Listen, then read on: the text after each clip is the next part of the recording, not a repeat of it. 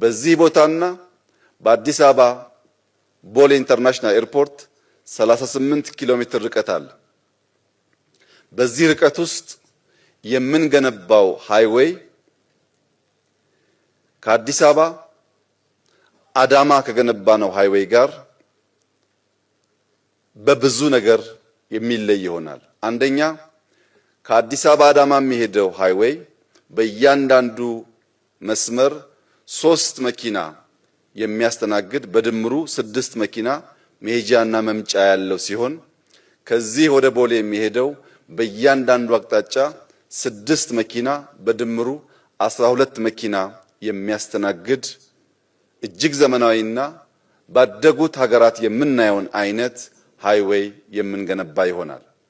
ይህ ሃይዌይ እንደ ቢሾፍቱ፣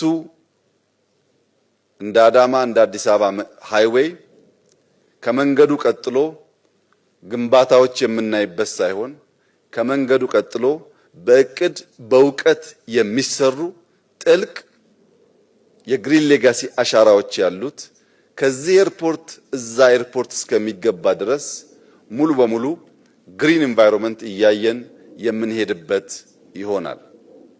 ሁለተኛው 38 ኪሎ ሜትር የሚጠጋ በሰዓት ዝቅተኛ 120 በከፍተኛ እስከ 200 ኪሎ ሜትር ፐር አወር ስፒድ ያለው ሬልዌይ እንገነባለን። ፈጣን ሬልዌይ እንገነባለን። የዚህ ሬልዌይ ግንባታ ከአዲስ አበባ ጅቡቲ ከገነባ ነው የሚለየው ሙሉ በሙሉ ይህንን ሬልዌይ የሚገነባው ሀገራዊ ኩባንያ ይሆናል።